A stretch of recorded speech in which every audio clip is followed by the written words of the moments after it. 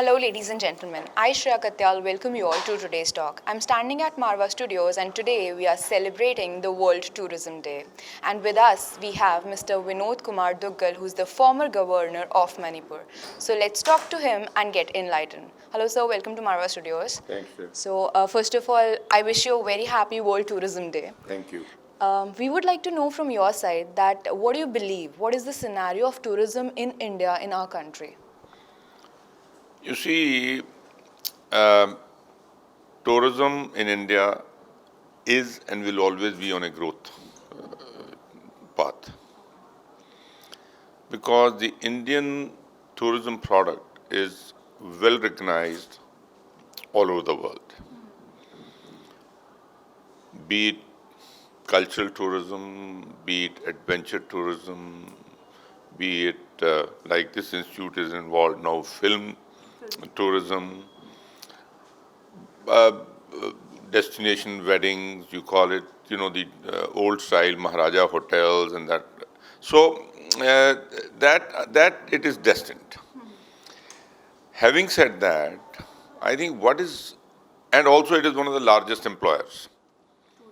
Tourism is one of the biggest employers in the country because tourism is not simply tourism because it fans into different arms. When you are talking of tourism, it's also handicrafts, it's handlooms, it is tourist guides, it's it's food, it's restaurants, it's hotels, you call it, it's tourism is travel, transportation systems and things. The scope is really wide. It is, it's actually tourism, travel, hospitality, transport, plus other services, tourist guides. So you just see as to it kind of hands into.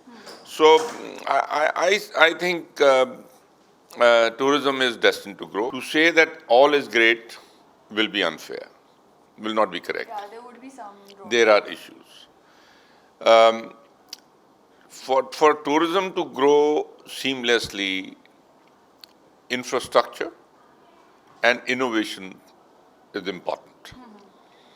Now, if you want from the current number of tourists which are coming to the country to grow, I think it is 17 million last year figure, if I remember it correctly, then you need, say, more airports. We have touched 100 airports recently. You need more aircrafts. You need more local infrastructure. You're talking of national highways, you're talking of road transport system, you're talking of trains, you're talking of... it's all growing. But it is in a country like India, in a country of the size of India, there is always a multi-sectoral competition. You cannot keep pumping money in tourism at the cost of, say, a social sector like education, like health, like various other things. So the tourism industry will always be demanding greater fund allocation from government, but it is only done what is best possible. So balance is very important, and yes, we have a beautiful tourism industry present in our country, but there's a lot of scope for improvement, and that will be always there. We are growing. Okay, so my second question to you is that what do you believe? How does tourism help to unite two countries? If you ask me, I think tourism is the best vehicle to bring countries closer. Because you understand each other's history, you understand each other's culture, you understand each other's way of living, you understand each other's what clothes you wear, what language you speak, what food you eat, and you come to respect it. You come to respect it. But now what is happening is, I mentioned the word innovation. Have you heard the name of Oyo rooms, for example? In a couple of years' time, it is worth 5 billion. The valuation has touched 5 billion. And it is started by a young man, a person, I think he was about 21 or something. It was a startup. But imagine the heights that now how it brings together. He is in India. I think Ritesh Agarwal is his name. He is in India. He is in China. He is moving into Japan. He is moving into other West Asian countries. He is moving into European countries. So what happens is that here is an innovative idea. You have the tourism product within the country. You have the small hotels who find it very difficult to market. For marketing, you need money. So he has developed this model. It's a very high-tech based, but nevertheless on ground also it is this thing. Okay, these are the facilities that you have to give to a tourist. If you have to go and live, say, in Green Park, so which is the best place in 2 to 3 star category where you can live, so that you don't have to travel, given the traffic problems, given this thing, you can't afford 5 star, you don't want to live far. So here is the Oyo room which comes very handy. But answering your question, now this is becoming global. So it is not only the people visiting kind of see this thing. Tourism industry also kind of is expanding, and this is I have given you the Indian example. Otherwise, there are a lot of global brands which are operating in India, and they are doing that. Since your institute is involved in films and the like, you know how many Indian films are shot overseas, and now efforts are being made that the foreign films get shot here and things like that. So I suppose tourism is one of the best vehicles to bring communities culturally together. So it's like in the era of globalization, moving beyond the boundaries is the need of the hour, tapping the world, and that's what makes you successful, any industry, any institution. So what is your favorite tourism destination, if I ask you? That's a very difficult question you have asked. Essentially what has happened is initially I have served abroad for about 10 years.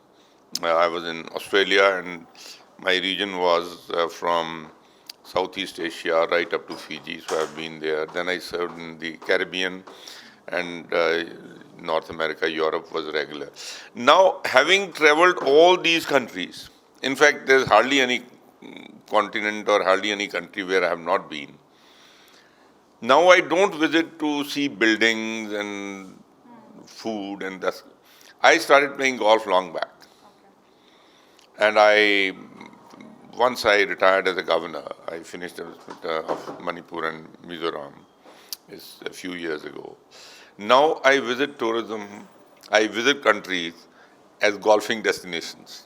Okay. So I go to different countries whenever I can afford, but it is primarily a golfing destination. That's pretty interesting. So now golf is the passion, and that's what is attracting you to different destinations. Now, one thing I would like to know from your side is that since we have a lot of people, the budding entrepreneurs, the budding people who want to come and join this tourism industry, what's the scope for them and like how to go about it? I want you to share some knowledge through your experience.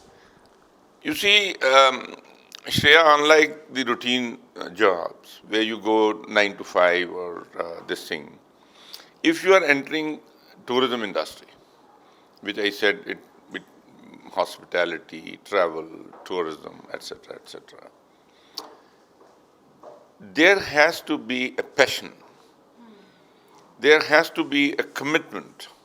It is beyond. You see the story of one of the doyens of Indian industry who just passed away last year, Mr. Inder Sharma. Sita Travel and Select City Mall is the one who built out of that. Now his story is worth this thing, how he started as a very junior employee and how he rose to that level. Because passion was the thing.